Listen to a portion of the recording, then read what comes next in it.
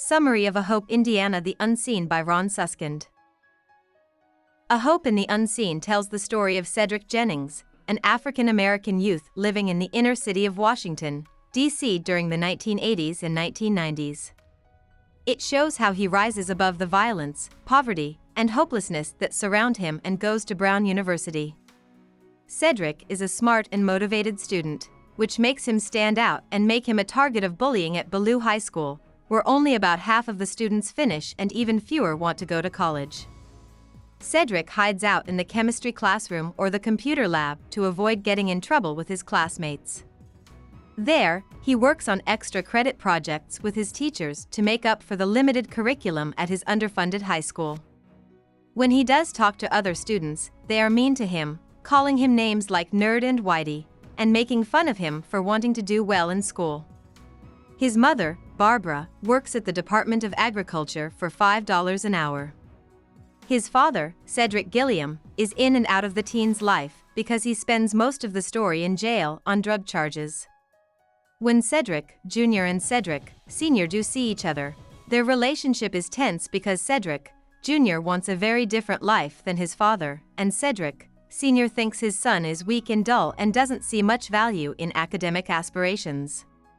In his junior year of high school, Cedric's hard work pays off. He gets into an elite pre-college program for kids of color at MIT. Cedric's best subject is math, but when he gets to college for the advanced math/science program, he sees how badly Ballou has prepared him, even with all the extra help and coaching from dedicated teachers.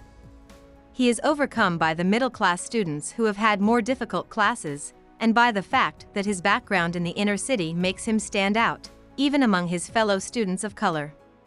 He calls himself ghetto to accept this part of who he is, but he also wants to be a part of his special group.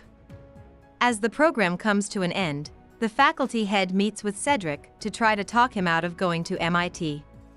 He tells Cedric that he probably wouldn't get in and that he wouldn't do well there. Cedric goes back to Ballou and decides to go to college again. He applies to Brown University early and is accepted. In the spring of Cedric's senior year, he is asked to meet with Chief Justice Clarence Thomas, who at the time was one of the most important African American men in the U.S. Cedric is also asked to talk at his high school graduation. He gives a powerful, sermon-like speech in which he criticizes dreambusters who want him to fail. In Cedric's first year at Brown, he is shocked by how different his world has become, and he worries that he won't be ready to do well. He decides to take easier classes about things he already knows and to take all of his classes pass or fail. He has friends, but his relationship with Rob, his neighbor, is sometimes rocky. It's hard for him to share such a personal place with someone who is so different from him. He gets help from Dr. Donald Korb, who is his sponsor. He asks Cedric to Thanksgiving dinner at his house in Boston and treats him like a family member. When Cedric goes home for winter break to Washington, D.C., he goes back to Ballou and hangs out with some of his high school friends. This shows him how much he has changed in just one semester. When he goes back to school for the spring semester, Cedric pushes himself a bit more and continues the education classes he started in the fall.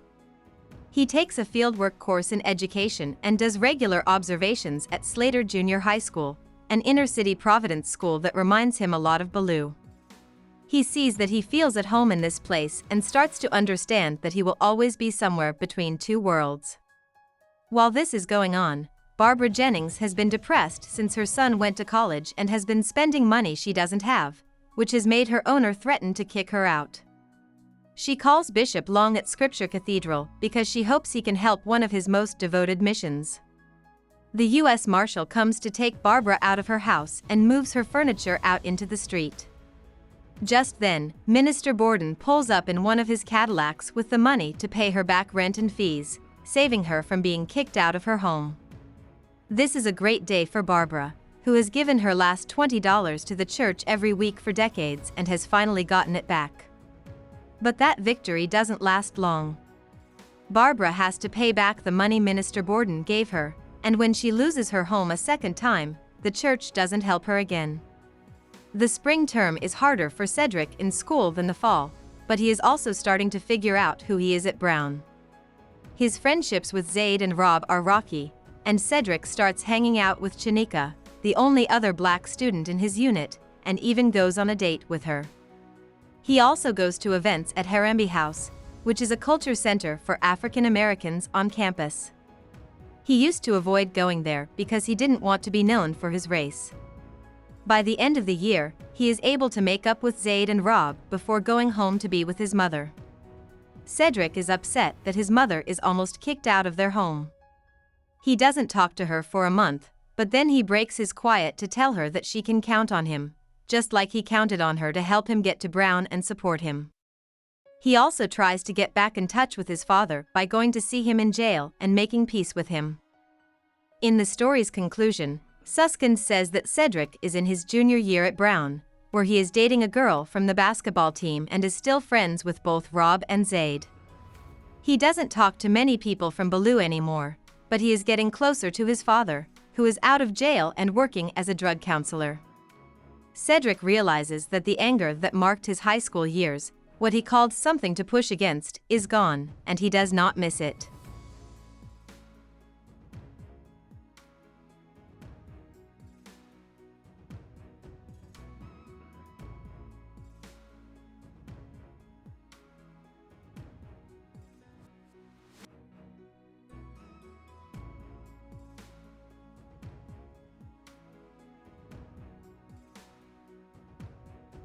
About the author. Ron Suskind was born in Kingston, New York, in 1959. He went to Columbia University and started working for the New York Times as a reporter in 1983.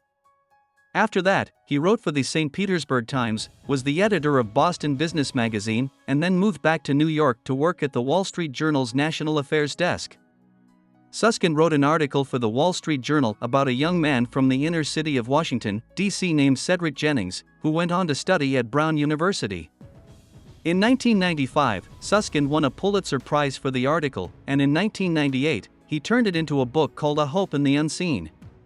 Suskind has also written The Price of Loyalty, The 1% Doctrine, The Way of the World, Confidence Man, and a novel about his life with his autistic son, Owen, called Life, Animated, a story of sidekicks, heroes, and autism.